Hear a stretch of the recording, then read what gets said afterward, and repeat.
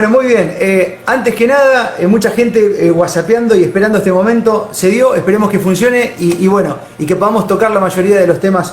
Le damos la bienvenida a Diego Giacomini a través del Instagram y a través de la radio también. Diego, bueno, venís al palo y eso te pasa por ser buen economista.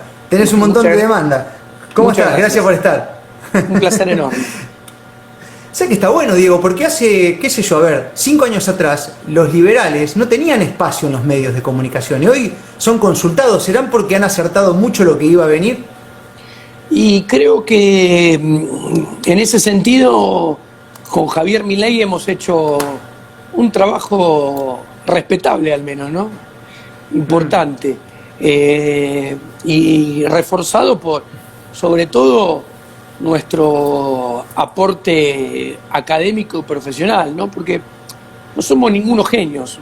Lo único que hacemos es utilizar buena teoría económica como punto de partida y como principal sustento de nuestros análisis de coyuntura. La mayoría de los economistas no utilizan teoría económica. Nosotros utilizamos teoría económica austríaca, que la hemos estudiado por nuestra cuenta, dado que en la educación pública, ya sea de gestión estatal o de gestión privada, está totalmente ausente en los programas de estudio, porque es una escuela del pensamiento económico que tiene un gran bagaje teórico detrás que explica que el Estado y los políticos no son ninguna solución, sino que son el origen de los problemas.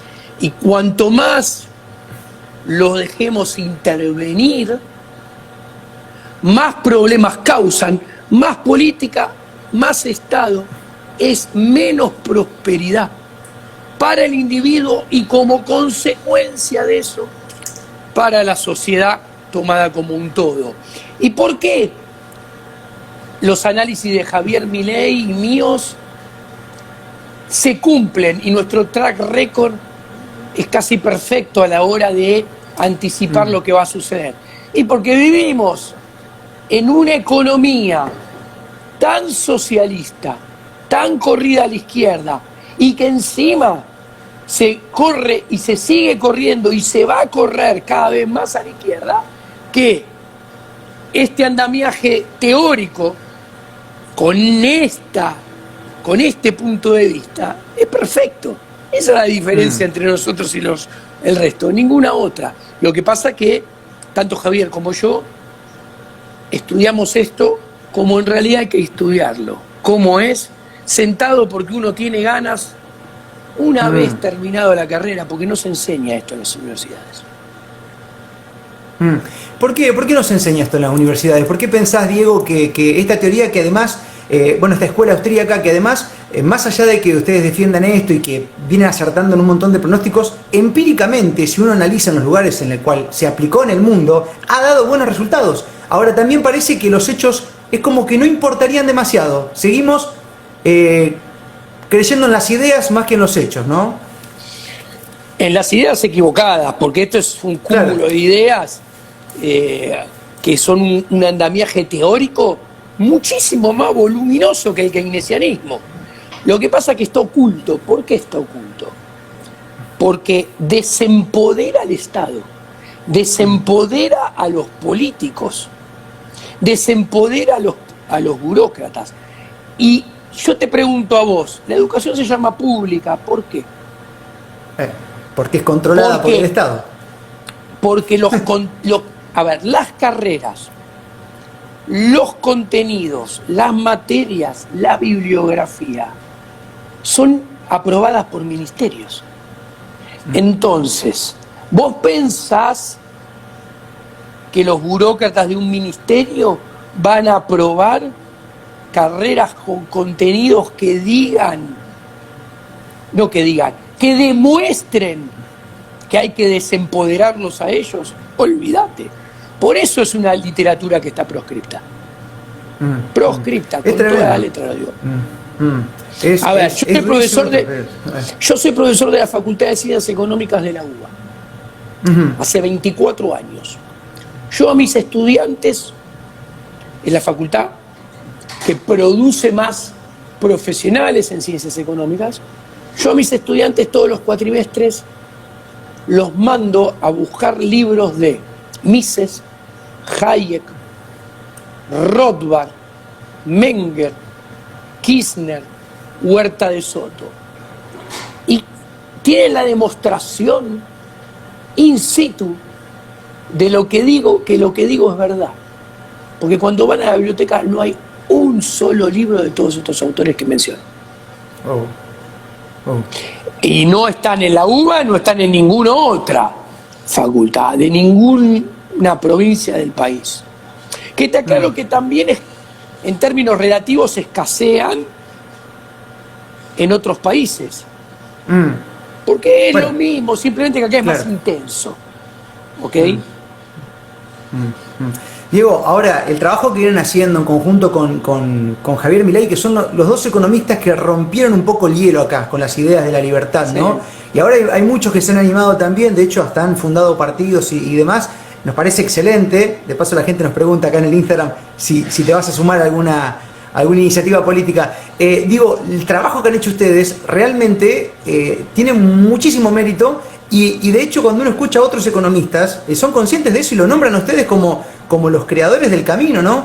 Y además otra cosa que uno puede ver y palpar también es de que hay mucha gente joven que empezó a seguir las ideas iniciadas acá en la Argentina, quizás por Giacomini y por Milei, y que ahora andan con ganas incluso hasta de comprometerse con la causa, ¿no? Me parece que eso es una nafta muy linda para ustedes. Sí, indudablemente. A ver, acá, si no nos ponemos manos a la obra, este país va a ir al socialismo. Ya es socialista. Lo que pasa que con la complicidad de toda la casta política, cómplice, socio inmoral y cómplices solidarios del camino al socialismo. A ver, Mauricio Macri, que hizo un gobierno tétrico y es responsable de que esto nos esté sucediendo. ¿Por qué digo que es responsable? Porque en la historia de Argentina nunca pasó que un presidente en gobierno, in office, se presentara a reelección y pierda. O sea, con todo el aparato del Estado a favor, perdió. Eso demuestra lo inútil que fue que todos estos atorrantes socialistas estén en el gobierno hoy en día, es responsabilidad de Mauricio Macri. Dicho esto, hay que hacer memoria y decir que durante todo el 2019 en campaña, los atorrantes del PRO dijeron que si ellos no ganaban, nos iban a llevar hacia Venezuela. Bueno, ellos por culpa de sus propias inutilidades perdieron las elecciones y nos trajeron al kirchnerismo de vuelta. Ahora bien, ya con el kirchnerismo en el gobierno, vos escuchás qué hizo el kirchnerismo.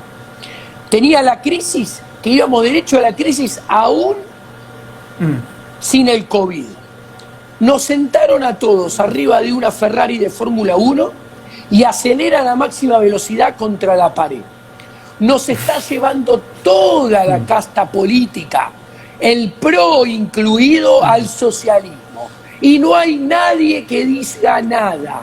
Es más, el señor socialista de Rodríguez Larreta quiso poner a todos los mayores de 70 años en prisión domiciliaria, avanzando, dejando sus derechos constitucionales con la justicia cerrada, impidiendo que todos los individuos nos podamos defender ante los atropellos inconstitucionales de esta casta gobernante.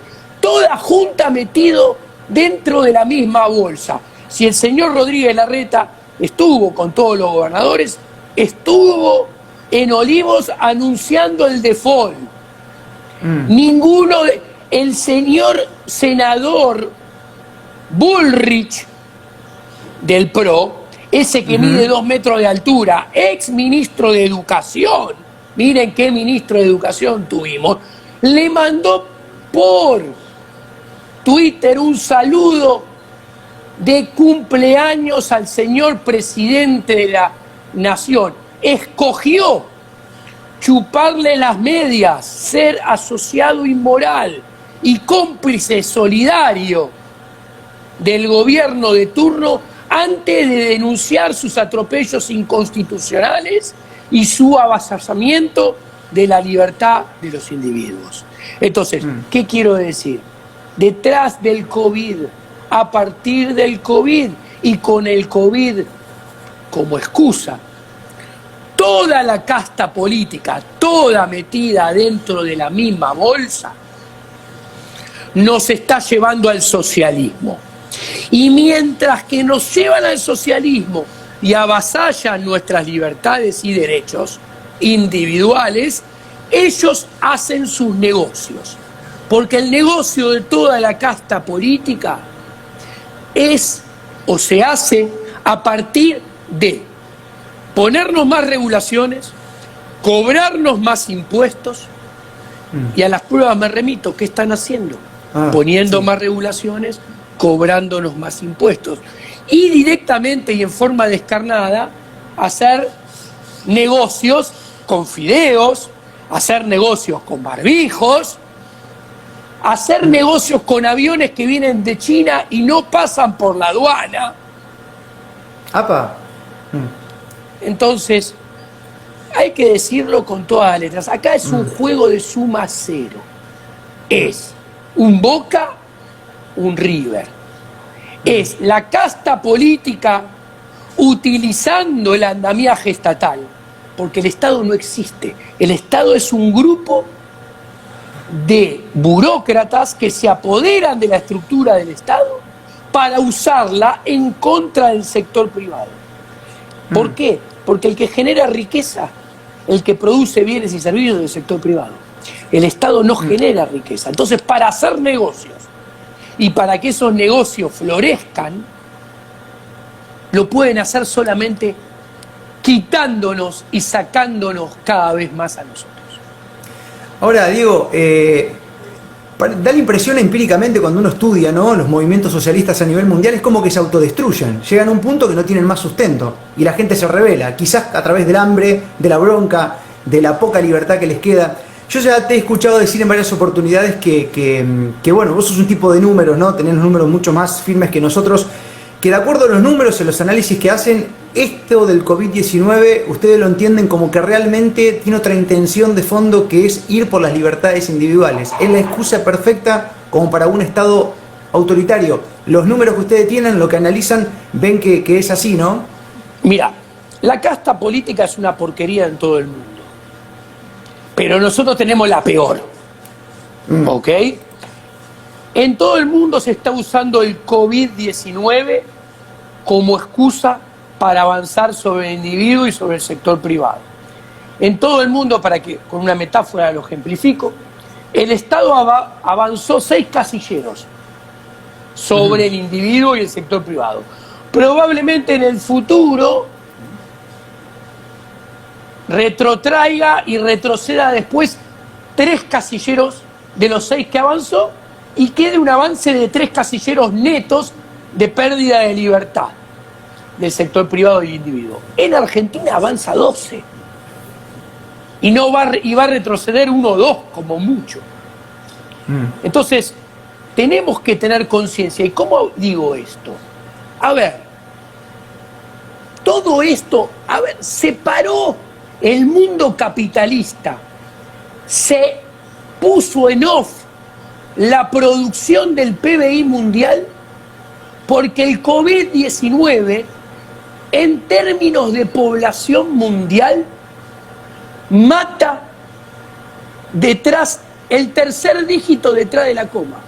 O sea, los muertos por COVID-19 en el mundo son 0.002, 0.003, 0.004.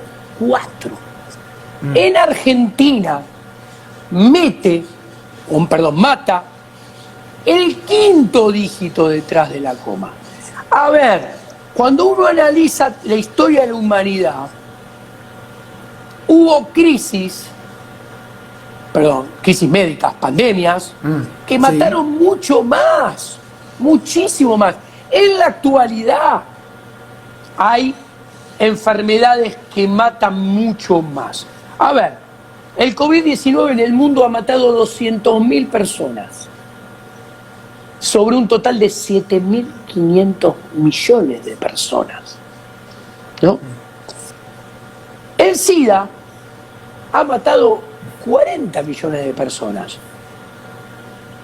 para poner un ejemplo. Otras enfermedades matan mucho más que el COVID.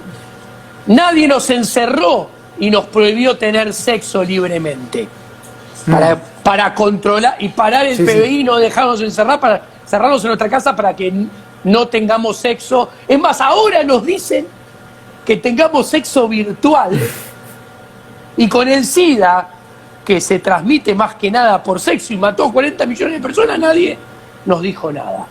Entonces, ¿qué quiero decir? Acá hay mucho detrás. Y el problema es que la gente, acá hay un entramado donde los medios de comunicación tradicionales, la televisión, la radio, no voy a decir todos, pero sí la mayoría, son cortesanos que trabajan por cuenta y orden de la casta política y de los gobiernos. ¿Por qué? Porque reciben pauta. Entonces cobran a partir de los ingresos que les provee el Estado y sus burócratas. ¿Y qué sucede? Cuando paran el PBI, paran la economía, el sector privado genera menos, factura menos, gana menos plata. Entonces, ¿qué hace? Retira la publicidad de la radio y la televisión porque no tiene para poner publicidad. ¿Y qué publicidad queda? ¿Qué propaganda queda? La de los gobiernos, nada más. Entonces, ¿qué hacen los medios de comunicación? Transmiten miedo y pánico. ¿Por qué? Porque el miedo y el pánico son los instrumentos para legitimar en forma más potente el accionar de los gobiernos de turno. Hagan lo que hagan. Esto lo explica muy bien Foucault en un libro de 1975. Entonces, ¿qué quiero decir? No sorprende, como explicamos el otro día en A24, Rosales, que en todo el mundo hay tipo un oficialitis. En todos los países, en su mayoría, la gente tiene una tendencia a apoyar lo que está haciendo el gobierno de turno. ¿Y por qué lo hace? Eso lo hace porque está adoctrinada a partir del miedo y el pánico de una pandemia que no es tal. Y esto, ustedes fíjense qué interesante. A los economistas nos dejaron de llamar en los medios masivos. Y vos fíjate qué interesante. Los gobiernos toman medidas que afectan a toda la sociedad a lo largo y a lo ancho. Pero escuchan los políticos solamente a médicos. Y los medios llaman solamente a médicos. Y solamente médicos le están hablando a la sociedad. Y si ustedes se fijan, los médicos hacen lo que los economistas llamamos análisis de equilibrio parcial. ¿Qué quiere decir esto? Miran su quintita nada más. O sea, lo único que meten en la bolsa de su análisis es cuántos contagiados y cuántos muertos hay. Cuando en realidad se toman medidas que exceden lo médico hasta el infinito y que en realidad impactan mucho más en lo económico y en lo social que en lo médico. Entonces, el análisis correcto debería ser realizado los políticos escuchando a profesionales como yo, como Javier, como cualquier otro economista, sociólogo, economistas, no médicos. Lo que pasa que los médicos tienen un parentesco con respecto a los políticos. Que a los médicos se lo perdono, pero a los políticos no. Los médicos, cuando se reciben, hacen un juramento. Entonces, yo entiendo que el médico trate de vencer al número uno, trate de vencer a Dios, que si manda una pandemia, él trate de hacer que no haya muertos y ganarle al número uno. Pero al político no se lo perdono. No pueden creerse tanto. ¿Qué quiero decir? Si hay una pandemia con una enfermedad nueva que nadie conoce, para lo cual no hay cura, lo más lógico es que al menos en los primeros tiempos el ser humano pierda, y pierda por bastantes goles contra la enfermedad. Y además, y lo tiene que asumir, porque el ser humano no es todopoderoso. Y además, que no es menos importante, cuando yo a esos mismos médicos les pregunto, ¿y esto cuánto va a durar? Me dicen, no lo sé. Entonces, vos no podés parar la economía con un horizonte temporal que no conoces. Si les digo, ¿y cuál es el único remedio para esto?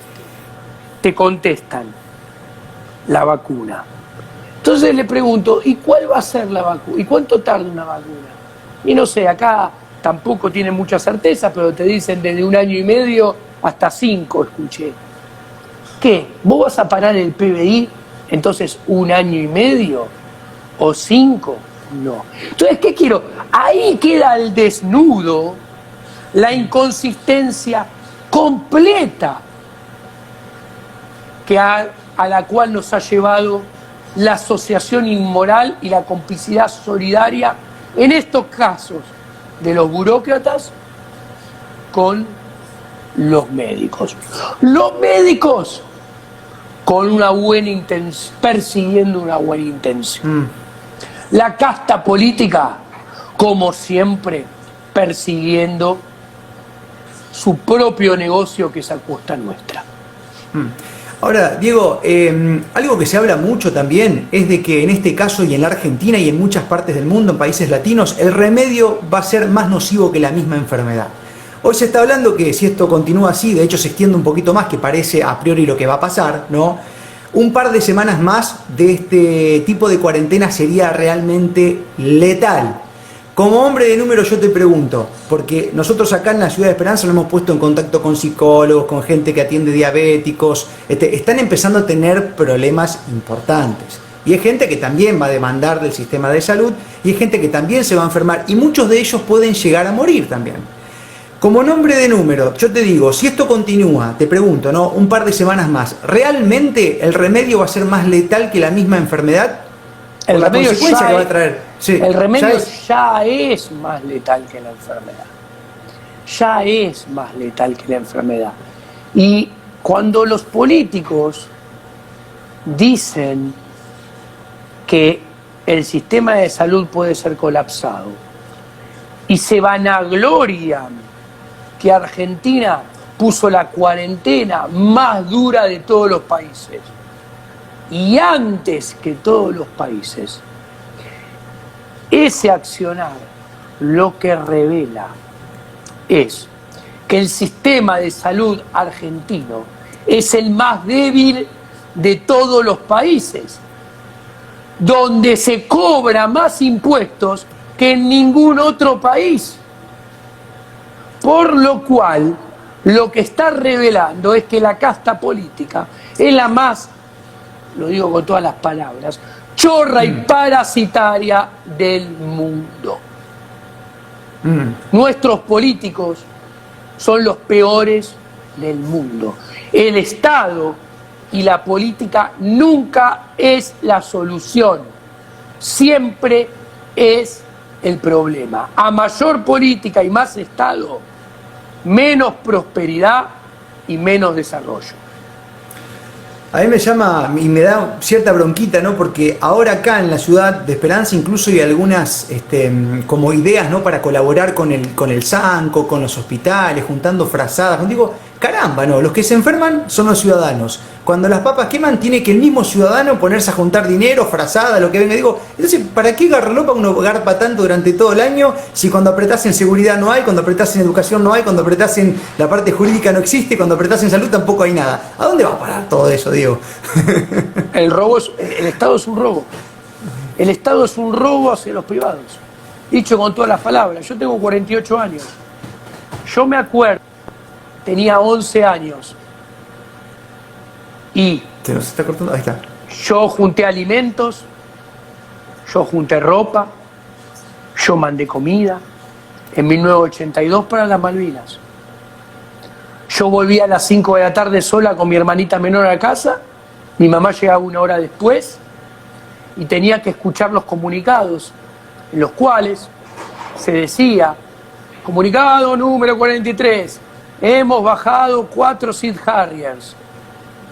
Se cortó la yema de un dedo un soldado argentino. Y parecía que la guerra la veníamos ganando por robo. Bueno, hubo un 14 de junio que nos enteramos que todo eso era mentira. Porque de la noche para la mañana Argentina se tuvo que rendir y perdió la guerra. ¿Qué nos vamos a enterar acá? Acá nos vamos a enterar que Argentina se dirige hacia la crisis más grande de la historia. Que el PBI del 2020 va a caer más que el PBI del 2002, que cayó menos 10.9. Acá puede caer menos 11, menos 12, menos 13. Dependerá de lo que se siga haciendo o no se haga.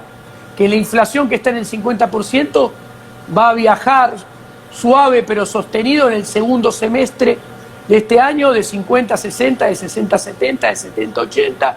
Y sobre final de año, principio o verano del 2021 se va a ubicar en los 3 dígitos la inflación.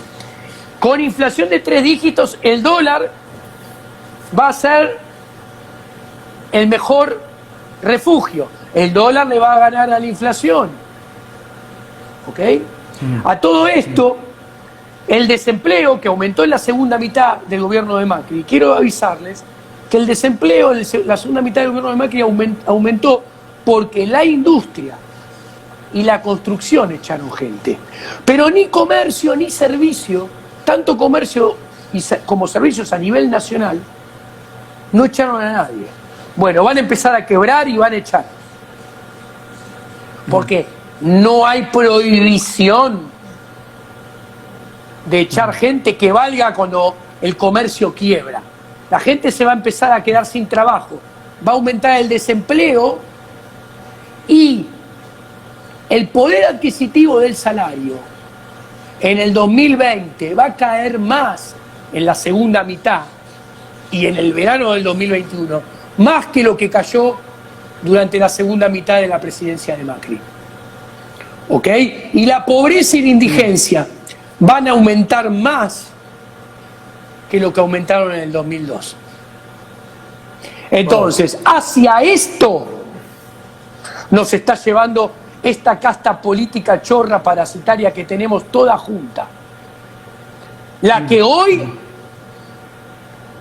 está intentando poder sesionar por Skype para seguirnos cobrando más impuestos. Mejor que no sesione, que es negocio, miren lo que les digo, es negocio pagarles y que no hagan nada. Porque lo que vayan a hacer va a ser en contra de los privados. Bueno, acá nos están, antes que nada te manda muchos saludos, la gente nos escribe por WhatsApp una cantidad de mensajes, Diego, y justamente nos preguntan eso, ¿no? Hay mucho emprendedor escuchando ahora con miedo a nuevos impuestos. Yo digo, caramba, van a venir. En medio de van a venir, vienen igual, o sea, a ver, van a venir Estado, hoy más así como está.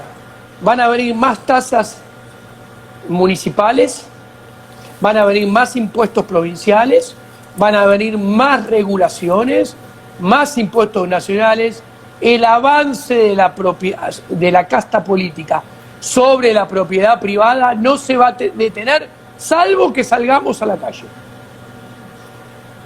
La única salida sería esa, digamos, al unísono el pueblo decir, no queremos esto. No sé si va a ser la única salida, pero creo que es lo primero que tenemos que hacer. Diego, y económicamente, ¿cuál sería la salida? Porque yo me pongo a pensar en el estado actual, ¿no? Que recibe una deuda tremenda, que no tiene credibilidad para endeudarse porque no le cree nadie. A Macri le creían en su primer momento afuera, ¿no?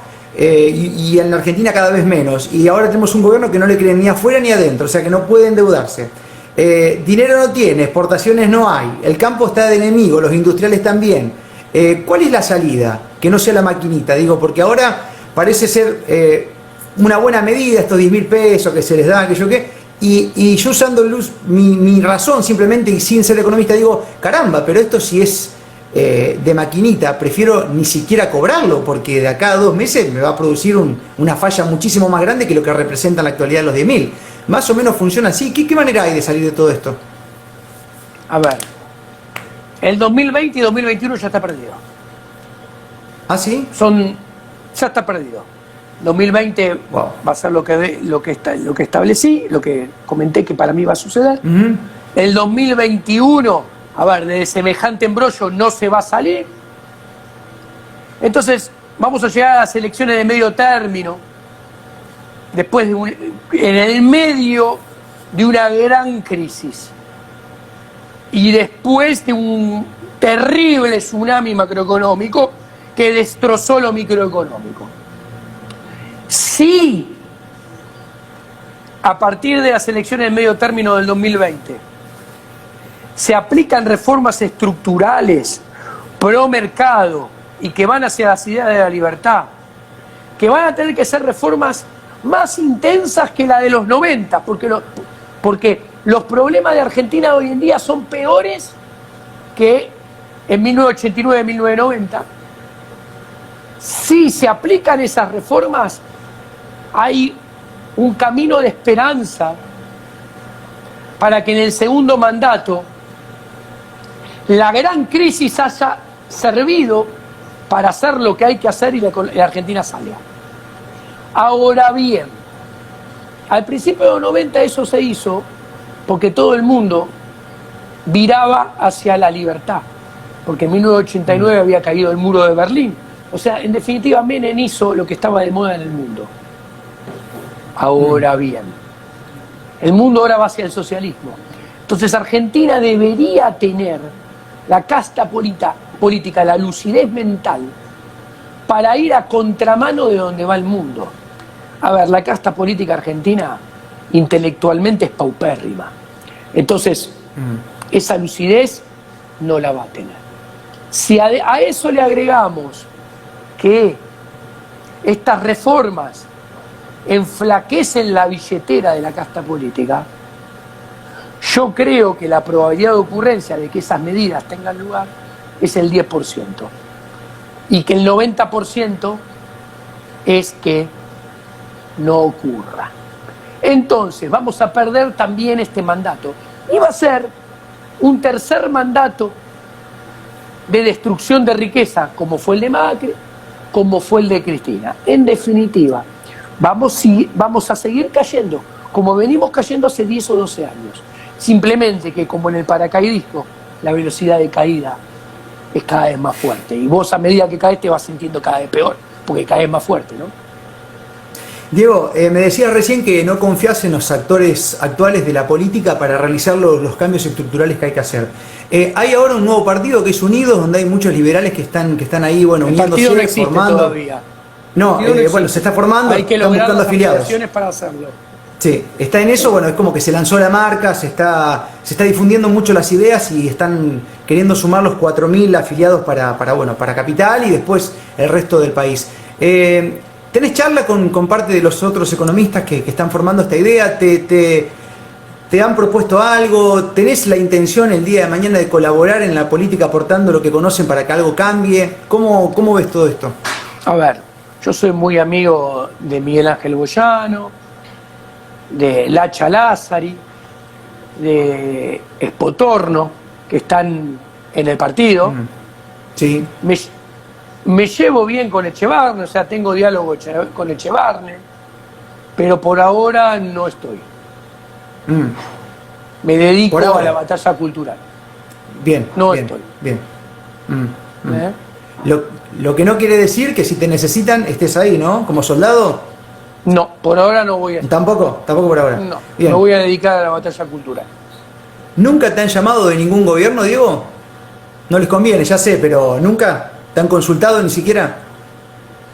Mira, al gobierno de Mauricio Macri, en el escritorio de Mauricio Macri, en el escritorio del presidente del Banco Central, en el escritorio de ministros de Mauricio Macri, tuvieron 4 propuestas de cambio de programa económico y de cambio de política monetaria hechos por Javier Milei y por mí. De hecho, teníamos relación personal con Federico Stussenegger, con Rogelio Frigerio, ¿okay? Nunca las tomaron en cuenta. ¿Okay? Y además, uno hace un plan, y el plan es para un momento dado. Después pasan los acontecimientos, cambia la realidad, y puede ser que ese plan no sirva más. Y haya que hacer otro. Además, en algún momento, algún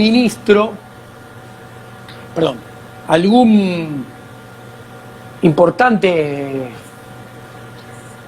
economista que sonaba como ministro de Economía de este actual gobierno, me dijo que si él quería ser ministro de Economía, me quería a mí en el Central. Y yo le dije que no iba a ir porque soy consistente, técnicamente y sobre todo moralmente, y le dije que no aceptaba su propuesta porque para mí el Banco Central de la República Argentina tiene que ser cerrado, no tiene que haber peso, no tiene que haber política monetaria y tiene que haber una reforma bancaria con encaje del 100% para los depósitos a la vista, que es la banca almacén de valor, y otra banca de inversión, y ambas sin regulación de ningún banco central. Entonces dije, yo si pienso esto no puedo ir al Banco Central, por más que es mi especialidad y sabría, creo, bastante mejor que varios de los que pasaron por ahí hacer política monetaria, pero moralmente no puedo aceptar y moralmente opté por no querer ese ingreso de salario en el Banco Central que varios colegas míos se tiran de cabeza. De cabeza y sin agua, Ahora, Diego, te hago una última pregunta como para entrar de fondo en una arista económica y dejarte también, pues sé que estás a full. Dale. Esto que le he escuchado muchísimo tanto a vos como a Javier, de hacer volar por los aires el Banco Central, la máquina de hacer billetes. ¿Por qué lo dicen? ¿Cuál es el fundamento, digamos? Al quedarse sin la impresora, ¿el gobierno tendría que reestructurar otras cosas? ¿Pudiese robar menos? ¿Cómo es la teoría así livianita como para que sea entendible para la gente que escucha del otro lado? Bueno, primero, a todos los que están escuchando, todo eso está explicado en Libertad, Libertad, Libertad, que escribimos Javier y yo. Terminé un nuevo libro, es todo exclusivamente, son 500 páginas de este tema, no solamente con el análisis de Argentina, sino mundial, donde demuestro desde lo moral, desde lo filosófico, desde lo histórico, desde lo monetario y desde lo económico, por qué el dinero debe ser prohibido en libertad y deben cerrarse los bancos centrales. Que les aclaro a todos, señores, era como esto, mi propuesta es como fue siempre, durante muchos siglos. El Banco Central, como lo conocemos hoy en día, y el sistema monetario, como lo conocemos hoy en día, tiene solamente 100 años de vida. Y les digo esto, es el punto máximo y el sistema monetario actual, con el formato que tiene hoy en día en todo el mundo, es el perfeccionamiento al extremo de la metodología de saqueo de la casta política. Oh. Cuando termine la cuarentena lo van a tener todo explicadito, muy sencillo para gente de a pie, en el nuevo libro. ¿Cómo se va a llamar el nuevo libro, Diego? No lo voy a decir todavía, pero va a tener un nombre muy sugestivo. Ya lo tiene el nombre. Ah, sí. Bueno, una de las lecturas recomendadas, ¿no? Para ser conscientes de todo lo que pasa. En realidad hay muchas preguntas más, Diego, pero bueno, ya estamos, mucha gente asustada acá de este lado. A ver, yo digo, el dinero que emite un banco central es papel pintado. A ver.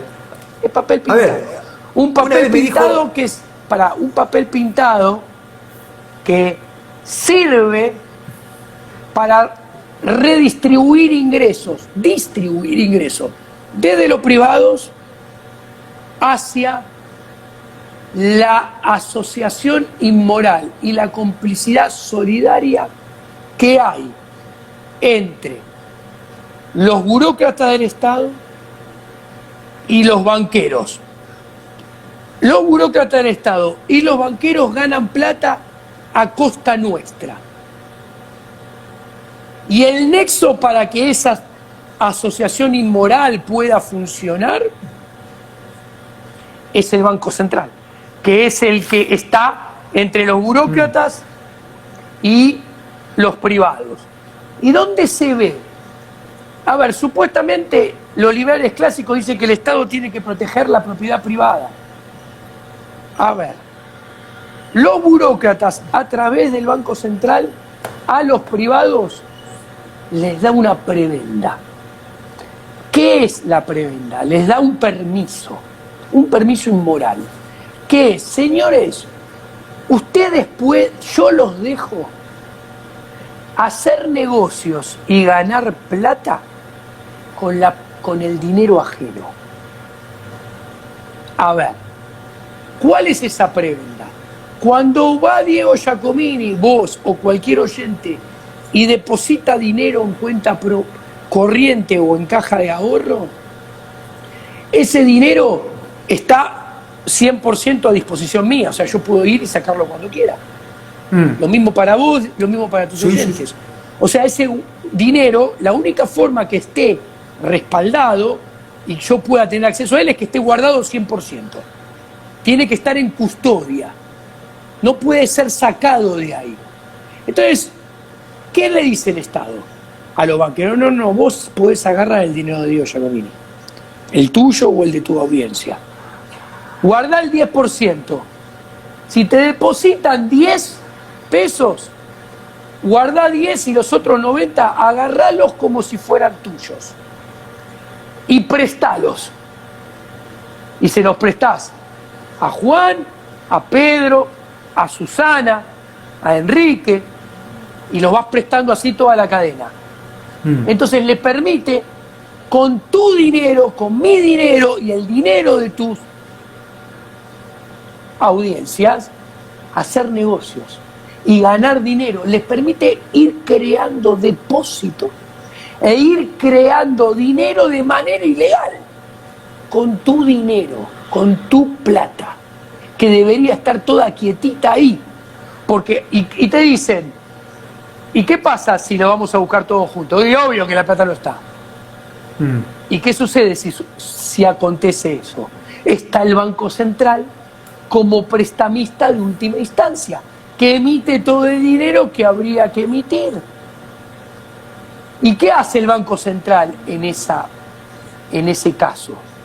El que debería quebrar es el banco, porque prestó lo que no debería prestar, claro, e hizo negocios.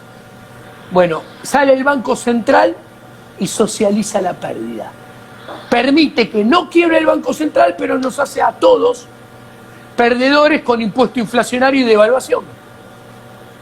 ¿Y por qué la casta política y los bancos centrales hacen esto? Hacen esto y le dejan hacer estos negocios espurios a la casta de los banqueros, porque dice, che, una parte que ganás es mía también, me la prestás a mí y con eso yo financio gasto público y déficit fiscal, que es mi negocio. ¿Hay algún país del mundo que tiene un sistema parecido al que nos estabas contando, Diego? Que sea un poco más limpio, sin intervención, sin banco central. Ninguno más. Este orden monetario y esta organización bancaria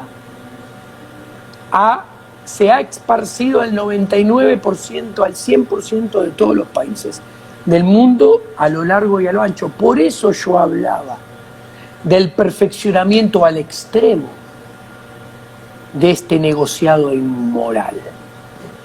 Pero atenti, quiero decirle a toda tu audiencia, cuando ustedes escuchan que la justificación de algo es que eso se hace en todo el mundo, les quiero decir que eso es una paparruchada lógica, es un razonamiento equivocado, está mal, es una burrada. Y con un ejemplo muy sencillo lo van a entender. Hacia finales del siglo XVIII, principio del siglo XIX, o sea, 1780, 1790, 1800, todos nos podrían haber dicho y nos justificaban: señores, la esclavitud está bien. No se puede organizar el sistema productivo sin esclavitud. No se puede organizar el sistema social sin esclavitud. Y el hecho que lo demuestra es que todos los países civilizados y más desarrollados tienen esclavitud. Bueno, cuando nos dicen que la única alternativa es el Banco Central, en realidad acuérdense que nos están diciendo lo mismo que nos habrían dicho a final del siglo XVIII, principio del siglo XIX con la esclavitud. Y en el fondo ese razonamiento falaz, equivocado y mamarrachesco atenta contra la prosperidad, el cambio y el desarrollo de la civilización. Diego, te agradecemos muchísimo. Realmente se nota que sos profesor, ¿no? Porque son conceptos recontra, re profundos y tienen tantos recovecos, pero sin embargo tenés la capacidad de poder plasmarlo de una manera muy entendible. Bueno, vamos a esperar con ansia tu próximo libro. Te agradezco mucho, te voy a decir una cosa. Dale, si dale. analizás todo esto, te dije el libro, el nombre del nuevo libro. Te lo dije, ahí está. Capaz, te vas a dar cuenta cuál. Dale, dale. Te comprometo a que me pases el link de esto para que yo lo pueda viralizar, porque ha sido muy interesante esta entrevista y te la agradezco mucho. Un placer, Diego. Te mando todo. De tu parte. Compromiso asumido. Compromiso asumido, te envío todo apenas lo tengas. Bajamos video, audio, está todo grabado, así que quédate tranquilo. Perfecto, te agradezco un placer. Gracias, Diego, un abrazo gigante. Genial, gracias. Chau, chau.